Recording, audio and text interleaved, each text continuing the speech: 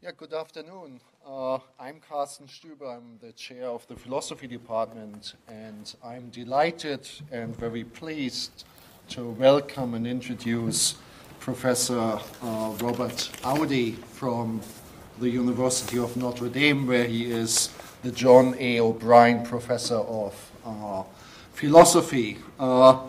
My short introduction will not be able to do full justice to the scope and the breadth of Professor Audi's knowledge, but just to give you maybe a slight impression, I just have the CV with me, and if I count correctly, there are at least 16 monographs and books on it, 9 of which have been produced since 2000.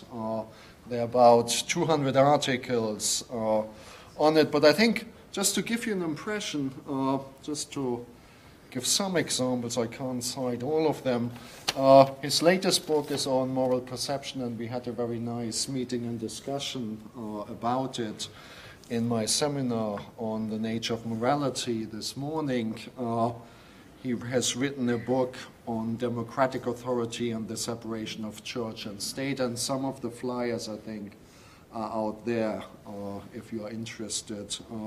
Rationality and Religious Commitment, even business ethics and ethical business, moral value and human diversity, the good and the right, a theory of intuition and intrinsic value, the architecture of reason, and an introduction to the theory of knowledge by Rutledge, which is rather well known and appreciated.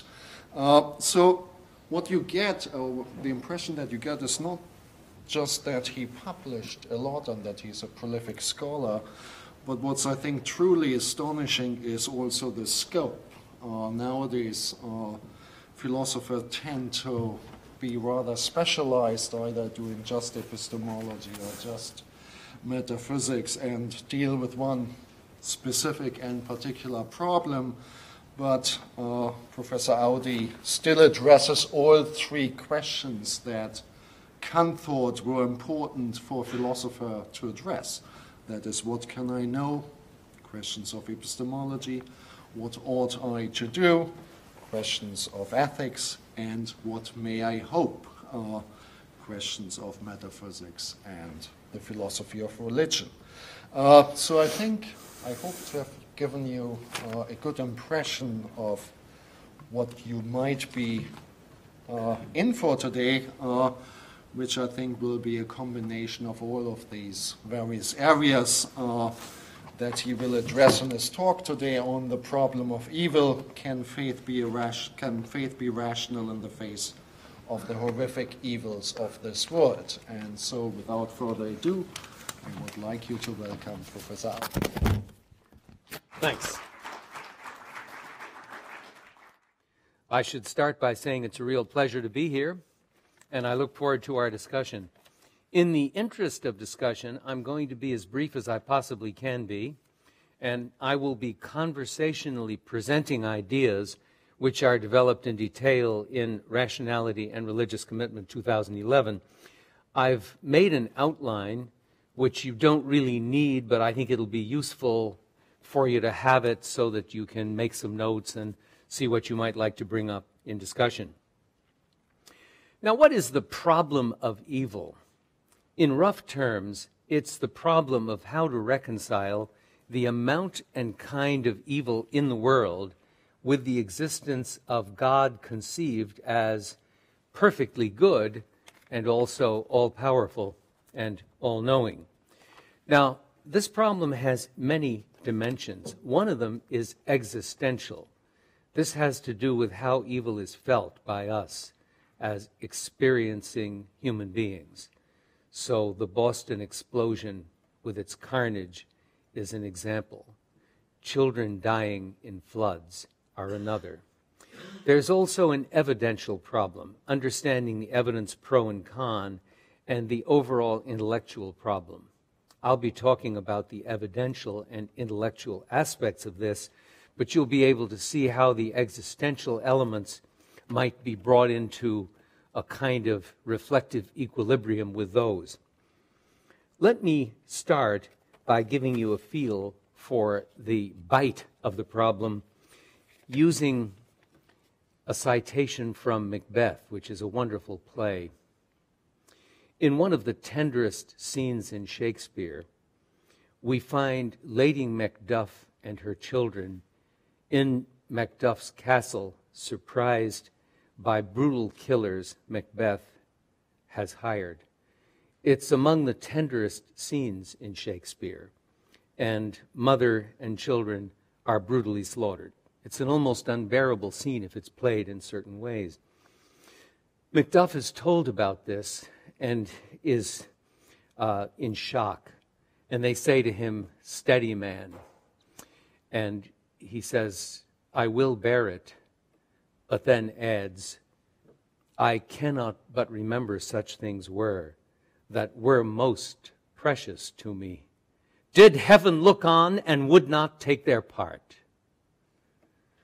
One asks a question like that, and it reverberates through human history. So, naturally, philosophers divide, and atheists, atheologians, as my colleague Al Plantinga likes to call them, have framed an argument from evil.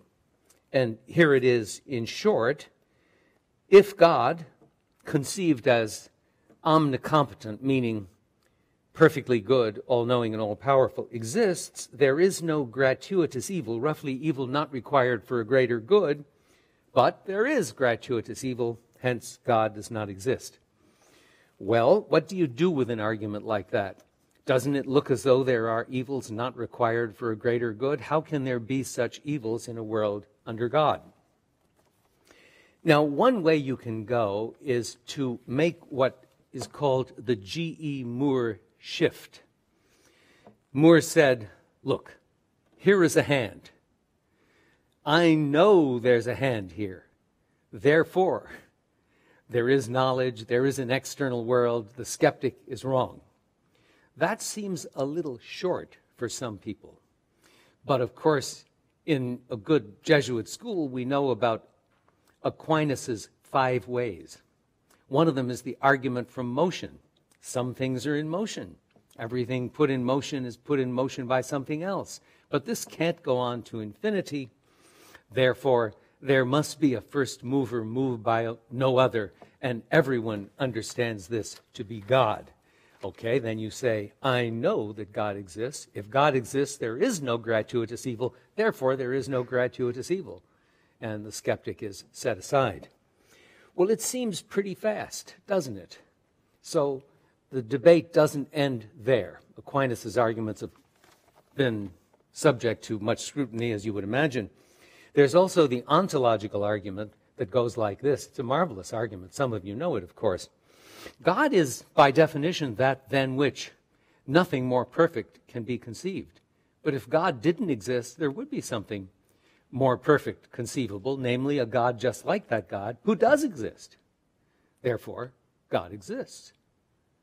Well, to parody Churchill, in the history of human thought, never has so much been promised in so few words to so many. Now, I'm going to take a more nuanced approach and begin by talking about major dimensions of assessment of cognitive attitudes such as faith, belief, acceptance of religious tenets. And the two dimensions are attitudinal, which has to do with the outlook of the person, and normative, and that dimension has to do with degrees of support or evidence or grounding. We can use various notions. Now, take this crucial proposition that there is gratuitous evil, evil not required for a greater good. What sorts of attitudes can a theist have toward that proposition? Well, Aquinas would take the attitude that we know this is false. So one view is knowing there is no gratuitous evil. But one could also justifiably believe there is no gratuitous evil. And justifiably believing something doesn't entail knowing it. Third, one could have justified doxastic faith that there is no gratuitous evil, that the proposition is true, that God exists. Take any proposition you like. That is a possible attitude. Now, I've used a term that is unfamiliar, namely doxastic. That simply means belief involving in this context. So you might say, how can faith be anything other than belief involving? Normally, if you have faith that God is sovereign, you believe that God is sovereign. But that's not the only kind of faith. Consider faith that someone will survive surgery. I take a non-religious case because it's easier to see the logic of the concept without the enormous weight of a theological idea. If you have faith that someone will survive surgery, you do not have to believe it. You cannot disbelieve it. You trust that it is so, and faith is related crucially to trust. If you have faith that something is so, I think you trust that it is so. And when you trust that something's so, you may believe that it is so, but you may have a positive attitude that does not entail belief. So I maintain that faith may or may not be doxastic, but it is always, as a cognitive attitude, stronger than hope. Or at least, let's put it this way, hope can be much weaker in what it commits the intellect to than even non-doxastic faith. I call it fiducial faith to get the idea of the fiduciary involving trust. So faith is essentially a trusting attitude, but it is not, in my view, essentially doxastic. I'll make clear in a moment why the different kinds of attitudes I'm talking about matter so much in this. Now, we can go from having justified doxastic faith that something is so to having rational doxastic faith that it is so. And here, I've gone from justification to rationality. So I'm now getting to the normative dimensions of appraisal that go with this very difficult problem of evil. You might think, as some philosophers have, that justification and rationality are equivalent where both apply. But think about that a moment. We contrast the rational with the irrational. We contrast the justified with the unjustified. Now, if my colleagues don't agree with a view for which I argue, I don't in general think that they're irrational. And in fact, I'm blessed with colleagues of whom I essentially never think they're irrational. But I certainly will think they're unjustified if I think I've shown the view in question by good argument, and I keep trying to get them to come around. That's one way of seeing that justification requires a higher normative standard than rationality. Rationality is a more permissive notion. Another way to see it is to imagine evidence pro and con in a jury trial. As evidence mounts up, you may think the accused is innocent, the accused is guilty, and you may get to a point at which it is rational to think that the accused is innocent, but you're not justified in thinking that. You need more grounds for taking the proposition to be justified than for taking it to be rational as an object of cognition. So you can actually get to a point where the evidence is so rough and evenly divided that it would be rational to believe and rational to withhold, not believe at all, or maybe even rational to disbelieve. But you won't get to a point, I think you'll agree, where you're both justified in believing and justified in disbelieving in believing false. So that's another way to see that rationality is a more permissive normative notion than justification. So if we go from position 5 to position 6, having rational fiducial faith that there is no gratuitous evil, we've come quite a distance from knowing that there is none. Now, what about having justified hope that there is no gratuitous evil? And what about having rational hope? Let's talk about hope a minute. What can we hope for? Kant asked. To hope that someone you care about will survive surgery, you must take it to be possible, but you don't have to believe it at all likely. But if you hope that something's so, you don't give up on it. And you may actually rationally stake a good deal on the hope, depending on the circumstances. So, how hard is it to have justified hope that there is no gratuitous evil? Well, I think it's not hard at all. And to have rational hope is also, I think, not so hard. And I'm going to give you a number of details that will support what I'm saying. Now, you might say, yeah, but look, you can hope that someone is going to survive surgery when you think it's so improbable that you might as well plan the funeral tomorrow. Well, yes, but where the matter is more complex, as with the question whether there's gratuitous evil, hope can motivate much in life. It can have motivational power vastly stronger than its cognitive commitment. So hope is a significant attitude in this matter. Now, I'm going to go on to part 2 on the axiology of good and evil, where axiology is simply the theory of value, and offer a three-dimensional theory. But before I do that, let me see if I can just give you, in very brief terms, why I've offered you the 8 attitudes on the problem of evil that I have. I've given you a sequence of 8 levels where the cognitive commitment, the commitment of the intellect, goes down from knowledge to the level of hope, and where the requirement for justification or evidence also goes down. So the possibility of having a combination of an attitude that will sustain theism, at least for some people, and is rationally acceptable, the prospect goes up as you go down the list. So if you like, we would like to have knowledge or justified belief, justified doxastic faith, but suppose all we had was rational hope, we would still have a position that allows theism a foothold. Okay, so I said I'd give you a nuanced picture. That's part of it. Now, when it comes to the axiology of good and evil, I think we have to distinguish 3 things: intrinsic value, as with a good experience of a beautiful sonata; inherent value, as with a beautiful painting; and instrumental value, which is the value something has as a means to something else.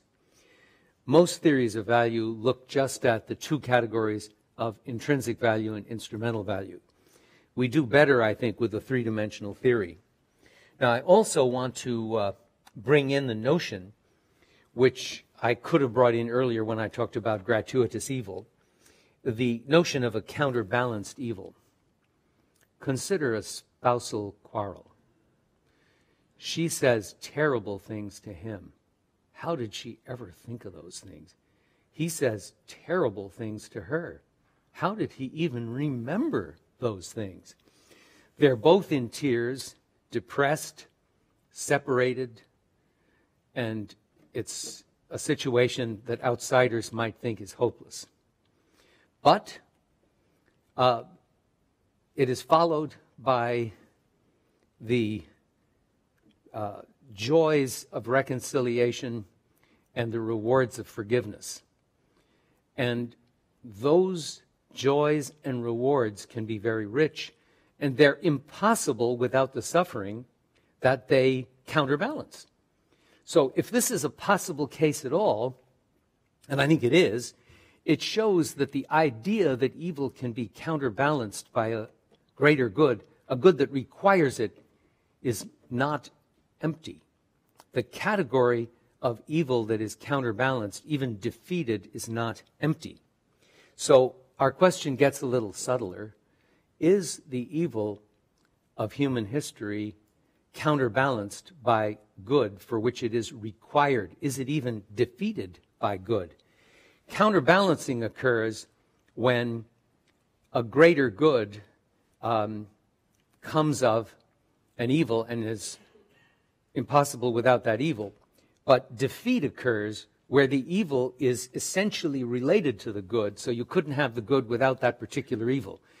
Now, the rewards of forgiveness are impossible without the evil forgiven. So you get counterbalancing and defeat in this case. Now, that's very important. How does the theory of value allow this idea? It's because overall value is organic. It's not just additive. Now, I think the easiest way to illustrate that is aesthetically, but there are also examples in human behavior, and I use both. I'll start with a case that is deeply puzzling, but I think you'll understand my point. Consider a sadist taking enormous pleasure in cruelly teasing a victim. Now, the enormous pleasure the sadist takes can be quantitatively greater than the suffering of the victim. But the whole state of affairs, the sadist's taking pleasure in causing suffering in the victim, that whole state of affairs has a negative value.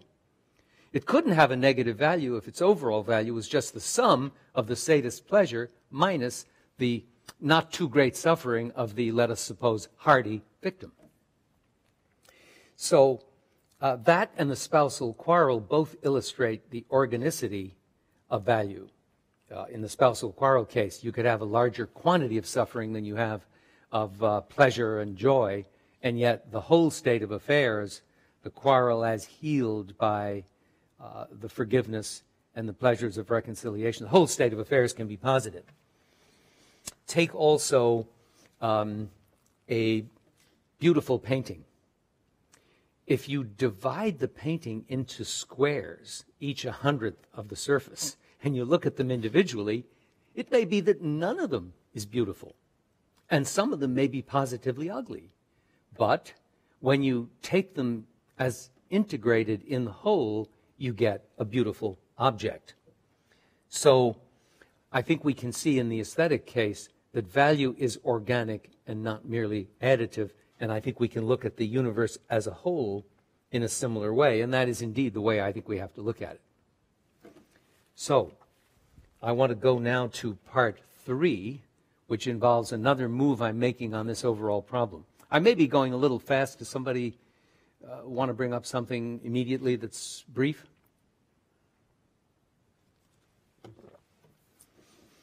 Well, let me see if things don't unfold as I proceed.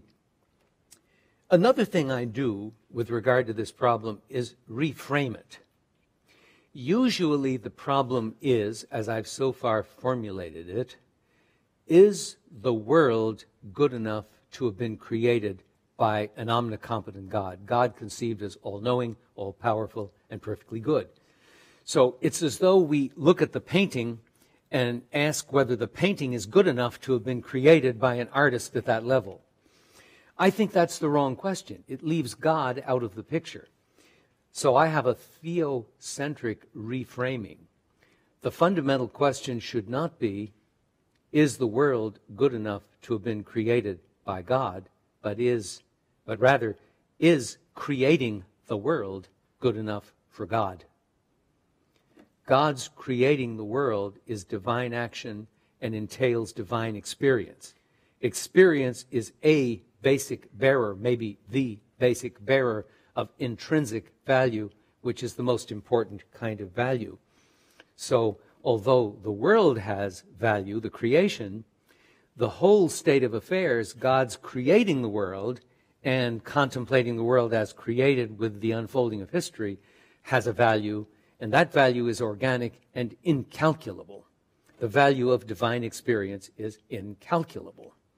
We're in no position to calculate it, and it doesn't have to have a finite number representing some quantity of value. Needless to say, there can be disvalue in divine experience as well.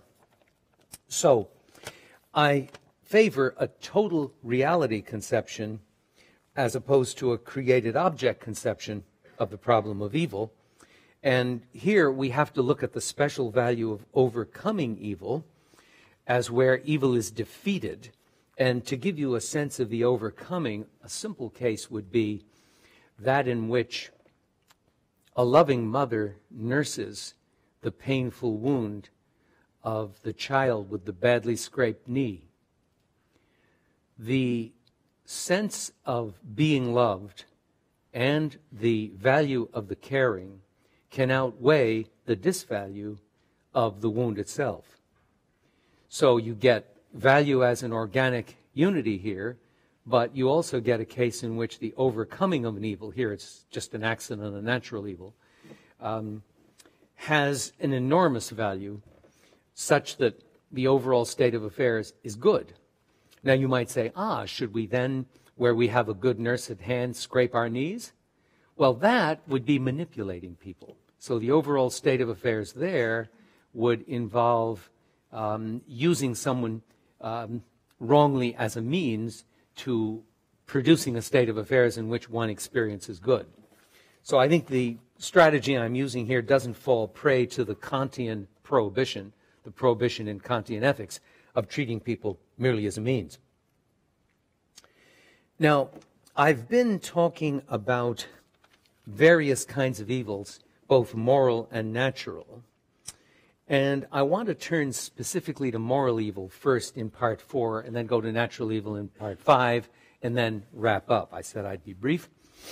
Now, moral evil is evil involving agency. It's paradigmatically the doing of wrong by moral agents, okay?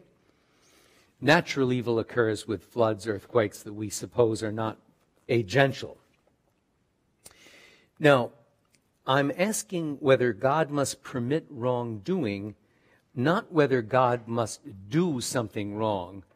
The idea is, this is now standard in philosophical theology, that God as omniscient, creating a world with beings like you and me, knows there is going to be moral evil and permits it, presumably with regret, but doesn't do the evil or command the evil, of course. So now we have to do a little metaphysics and ask whether God could create a deterministic world in which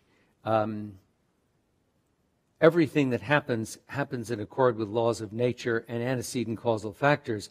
So given a deterministic world, God can foresee the whole history of the world from the creation by ordaining certain laws and then bringing into being certain objects and events such that the whole history will unfold exactly as those laws under God dictate. Now, what's usually said in philosophical theology is that there is great value in creating free beings, and that if God creates free beings, God, as perfectly good, of course, can't manipulate them so that they don't do evil. Fine. The trouble is that many philosophers hold that freedom and determinism are compatible. Now, it seems to me that view is plausible, though it's not the only view. So when I look at the problem of evil, I always look at it under both the assumption that freedom and determinism are compatible and the assumption that they're not. Now, if they're compatible, we get this problem. God could create us in a deterministic world so that although everything we do unfolds as God would foresee it from the starting point, we're a lot better than we are. So we can do evil, but we just don't, or we don't do as much. Well, would God create a deterministic world? It seems to me God would not, though I don't have a knockdown argument for that. We think, given what we know in contemporary physics, that this is not a deterministic world, but that isn't the point, since an omnipotent God could create one. I argue, and I won't go into the details now, that there are reasons why God would not create a deterministic world. One way to see that is that the apparent value of creation for an omniscient being would be adversely affected by having perfect knowledge at the starting point of every single thing that's going to be occurring, including all free actions. There'd be no interesting drama to watch, so to speak. So let's assume plausibly that this is not a deterministic world, and then let's ask whether under indeterminism God can even foreknow exactly what free beings who are created would do. Well, theologians and philosophers have a category called middle knowledge. And middle knowledge is midway between knowledge of what must be and knowledge of what actually is. It's knowledge of such hypotheticals as, if I had been offered a bribe to raise a grade, I would have refused it. Now, I wasn't offered that bribe, and so there's no real state of affairs that undergirds the actual refusal. There isn't an actual refusal. Now, can God know exactly what hypothetical persons would do under all circumstances if determinism's false? That is, in a world in which the laws don't strictly determine, given antecedent conditions, what's going to unfold? Many think not. I side with those who think not. And given that, I want to go on to another and related question, that of foreknowledge, which has to do with just what can be known about free actions.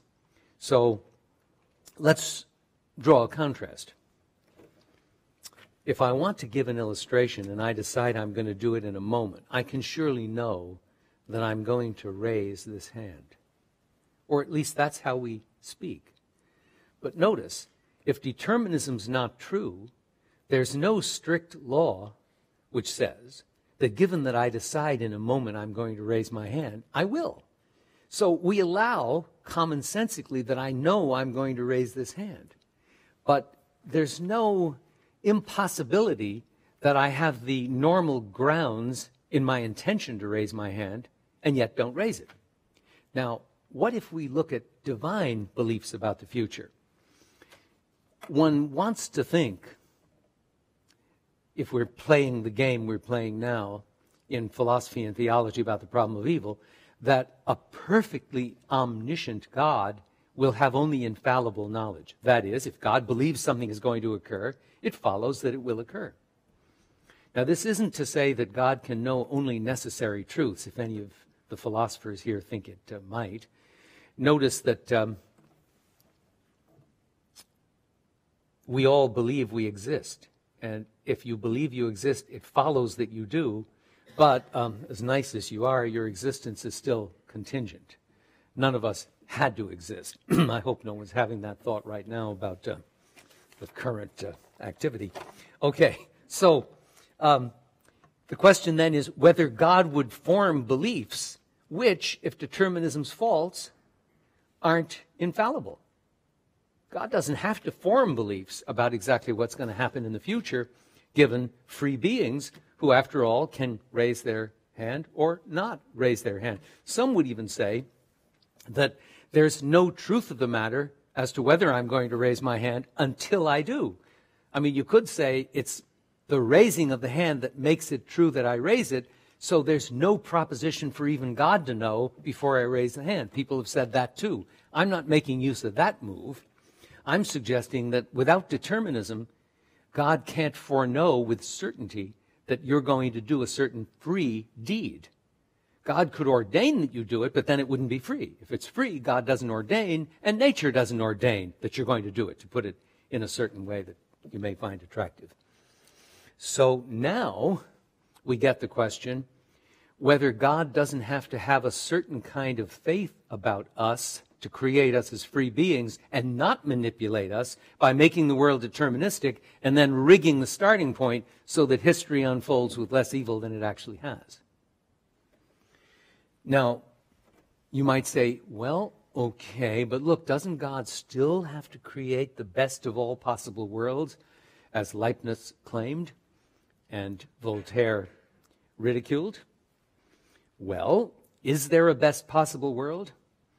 Some have said, look, there's no limit in principle to how many good people there could be, even good people who get along with each other. So just as there is no finite number of integers, there's no finite number of good people who get on with each other God could create. So that's one way to see there's no best of all possible worlds. There are other things that go into this, and there's a literature on it if anybody wants to follow it. It seems to me that there isn't a best possible world, but we don't have to conclude from that that there's no theologically choice-worthy world, that is, a world worthy of divine choice. I don't know exactly how divine choice should be understood, but at least the possibility of a rational divine choice isn't obliterated by the impossibility of there being a best of all possible worlds. Now, to give you another illustration that's easy to follow, consider whether this law of trichotomy I refer to is true. The law of trichotomy, so-called, is a principle in the theory of value that says for any two things, A and B, either A is better than B, or B is better than A, or they're exactly equally good. Is that true? Think about a really complex choice. I once chose between philosophy and medicine. Here are two careers, two possible futures with great complexity. Now, could they have been comparable? So I had a really hard choice, and I had to make an existential leap? Well, they could have been. And suppose they were. And suppose we add $500 to the income of the philosopher lifelong. Well, in philosophy, that's not a trivial amount. I don't know about medicine. But I would not have thought that that settled the matter. So I don't think we want to say either one life was better than the other or they were exactly equally good. It just isn't that simple with immensely complex matters. So as I see it, even without perfect knowledge of how free beings will act in a possible world, God could know enough about what will happen in a possible world from knowing about what kinds of beings are to be created for it to be theologically choice-worthy to actualize that world. Now, I've been talking about moral evil mainly, but by implication, I'm also talking about natural evils such as occur when tiny children who are innocent die of cancer. So I turn in part 5 to natural evil. Now, an example that's been discussed a good deal in the literature of natural evil is Roe's fawn.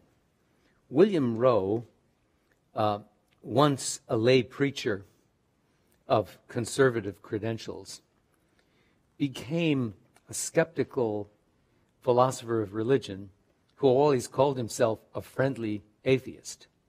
But friendly though he always was, his examples could be very troublesome. He pictures a fawn dying with no one watching in a forest fire. Now, what earthly or heavenly good could this lead to? What, is it part of whose goodness requires it as a part? Well, no one has a rigorous answer to that question. We can't here make use of the possibility of afterlife as we could with an infant.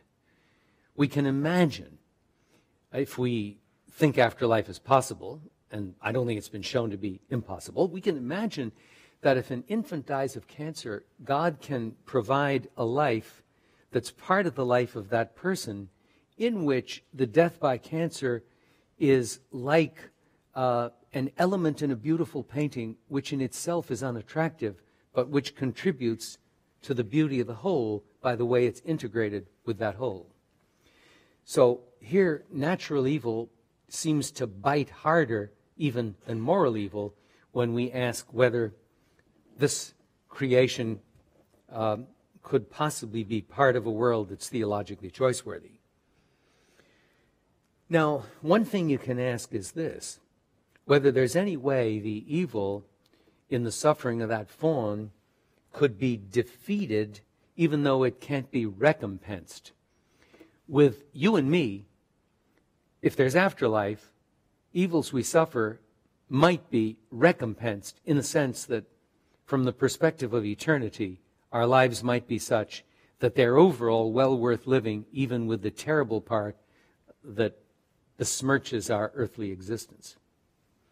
But can you imagine recompense for the fawn? A fawn's afterlife with memories of the fire and a place in that life for the memory of that fire? Well, maybe, but it's hard to see exactly how this is going to go. So now we have to ask whether evil can be defeated or at least counterbalanced even if there isn't recompense. Now, some people would say, God simply doesn't owe it to every human being, much less every animal, to recompense every evil. God is entitled to create, that is entitled rationally to create, a choice-worthy world that's satisfactory from the point of view of the whole, including divine experience, even if there are some unrecompensed evils. Here you've got to make up your mind whether somehow God owes everybody a life worth living. So if you don't have a life worth living on earth, which alas we have to say about some human beings, then there had better be another life. You could take that view, but you could also say, well, it's a little bit puffed up for human beings to think everybody is owed by God Almighty a life that's worth living. Nonetheless, one wants to find a way to make that come out true, and for human beings, afterlife offers that possibility. It's something that can be hoped for, whereas for the fawn, it's a lot harder. Now, animal suffering then is a serious problem, and I know of at least one or two dissertations being written on it, I think one at Notre Dame. So I'm not going to take the problem lightly. But I do think that there is a special value in a dangerous world, and that you can't have the value of a dangerous world for beings like us unless it's a world in which, if there are animals at all, they share the dangers of the world with us. And that has to do with our sense of kinship and continuity with them. And this might lead to a situation in which the overall value of the creation we're talking about is positive, even if there are some unrecompensed evils in it. So that is the kind of position we can take on animal suffering, but that's only a beginning. Now, I think I'm ready to go to my concluding section and then open the floor for discussion. So I'm going to say a few things by way of general conclusion. First of all, I have not yet emphasized the special difficulty of the problem abstracted from the resources of any particular theology. I've been looking at the problem philosophically, imagining the sorts of resources you might have if theism were attractive to you, but you didn't have a particular religious tradition. That is, after all, a possibility. If we make use of the resources, say, of Christianity, which are extremely rich, then we can say things that I'm not in a position to say just as philosopher. Of course, Christianity raises other problems. One has to make sense of the Trinity, for example. But I have colleagues who've, I think, done very well making sense of the Trinity. There are other problems in Christianity that have to be worked out theologically and philosophically. I'm not making use of those resources, nor here undertaking the burdens of doing so. Now, I have talked some about the significance of personal resurrection, and I'll just say again, this is something that philosophers debate, but in my view, no one has shown that some version of resurrection isn't possible. It looks as though there are ways to conceive resurrection, or anyway survival of bodily death, so that it is possible. Now, I come back to the epistemological and attitudinal concepts appropriate to the problem. I didn't emphasize this so much at the beginning, but now I'm able to do so. If you read about this problem in the literature, you will generally have on the one side the philosophy of mind, attitudinal, psychological side, religious belief. That'll be the common term. Or maybe religious faith conceived as belief. And you will also have on the normative epistemological side, knowledge or justification. So the question will be, can religious belief be justified, or can we know theistic propositions? I'm suggesting that that sets the baseline for dealing with the problem of evil too high. The best question to emphasize is, can there be a rational theistic position where rationality is our most permissive, but by no means trivial, normative category of assessment? And on the psychological philosophy of mind commitment side, the weakest attitude we can work with is hope, but fiducial faith is a very good focus, and I've worked on this in some detail, and you may want to talk about it, where we have trusting that, for say, God loves us, God is sovereign in the universe, where this does not entail belief, but is stronger than hope, and incompatible, of course, with disbelief. Now, I come to one more point before closing, which is that I have been assuming a traditional philosophical and theological concept of God as all-knowing, all-powerful, and perfectly good. Now, omnipotence being all-powerful and even omniscience are not biblical or ordinary religious concepts. They're really rather technical. To be omnipotent is not to be able to do anything describable whatsoever. It's to be able to do anything that is broadly logically possible. So it doesn't include the ability to create round squares, not as normally conceived anyhow. You could put it this way if you like. Creating a round square is a phrase that purports to designate an act, but there is no such act because the state of affairs is impossible. So you get what looks like an act description and isn't, and omnipotence doesn't entail that ability. Okay, so you can see there's a lot to go into to clarify the divine attributes. And what about omniscience? Does that entail knowing the location of every mote of dust in the universe and every theorem of arithmetic? Well, yes. And is that a biblical notion, the notion of a theorem of arithmetic? Surely not. So we're really talking about what, if you wanted to take a certain point of view, you could call a philosopher's intellectual game. And we don't have to play exactly that game. Well, we do like to think of God as all-knowing, and many like to think of God as having every positive property anybody could possibly imagine. And if you take that view, you run into various difficulties, but one understands the impulse. Now, what I'm getting to is this. There are process theologians who hold that God is perfectly good and can be taken to be omniscient, knowing all, but God is not all-powerful. Now, suppose you said, well, no, God's not all-powerful, and that isn't so bad because you don't even have to be all-powerful to create a universe. That doesn't entail being able to do anything logically possible, and you can be in charge of human life and death and not be all-powerful. But if you drop any of the three great attributes out, being all-powerful, being all-knowing, and being perfectly good, you don't get the problem of evil that the atheologian needs and often gloats over. So, although I'm working with the problem in the traditional frame in which philosophers are so engaged by it, and so are some theologians, I owe it to you as a philosopher to point out that the intellectual and existential options are rather wider than the philosophical and theological debate would have us believe. So my closing comment then is that I've done at least three things that others have not generally done. First, I've widened the territory of attitudes we need to talk about to understand religious commitment. That's one reason my book is called Rationality and Religious Commitment. I've then, on this first score, widened the range and nuance that goes with understanding theistic stances in life. I've also offered more normative categories, including prominently justification and rationality, and argue that rationality is more permissive and is a better focus for a fair-minded treatment of the problem. And I have offered a theocentric conception of the problem as opposed to a cosmocentric or world-centered conception of the problem.